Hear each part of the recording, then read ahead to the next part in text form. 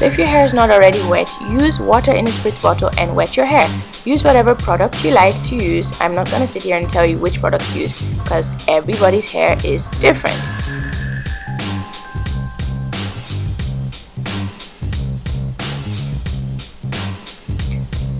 So people always ask me, how do you manage to do your hair all by yourself?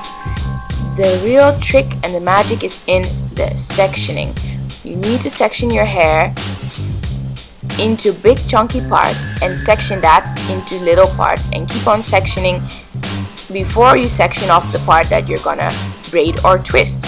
That is the secret to doing your hair yourself, especially at the back, because we can't see what goes on back there.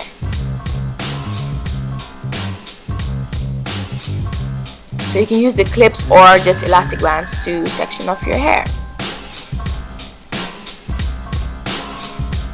Obviously having a mirror helps too. And just feeling the sectioned off parts with your hands helps too. Okay, so this is me making my first section for the first twist. Remember, don't always just use the comb to pull through. Sometimes just use your hands to separate the hairs. And remember, as you're twisting, to comb.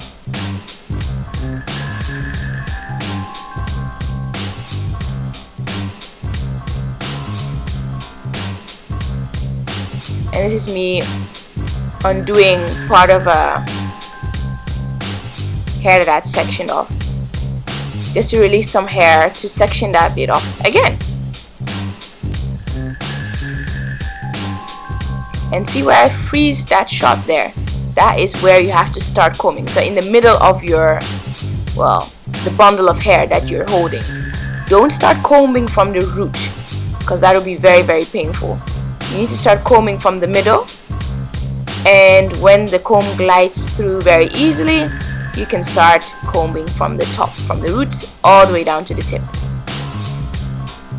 And this is me just doing a kind of twisty cornrow type thing, just taking it one step at a time. I know I've sped this up a little bit, but I think you get the point.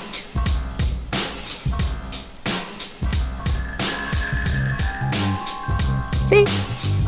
2 chunky twists. So that's me just putting some coconut oil on my scalp, just a little bit. I don't use too much product. Okay, time for a break. Time to sip some coffee. Decaf, that is. Yeah. And we're back. So, more sectioning. Remember as a kid, maybe before you ever permed your hair, and you used to get your hair braided with like extensions and stuff. The person would section off your hair according to how big the braid was gonna be. So what I mean by that is section it one by one, and usually start at the back.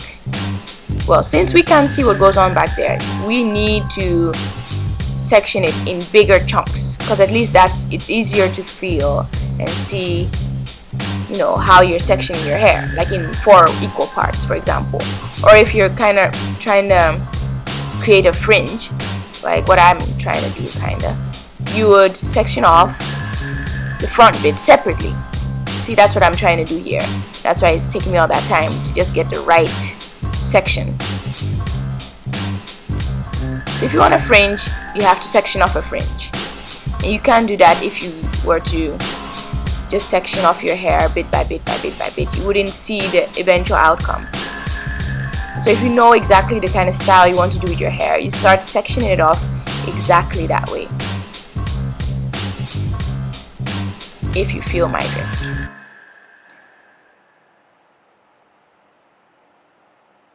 So that's my fringy bit, and I'm just twisting all that together.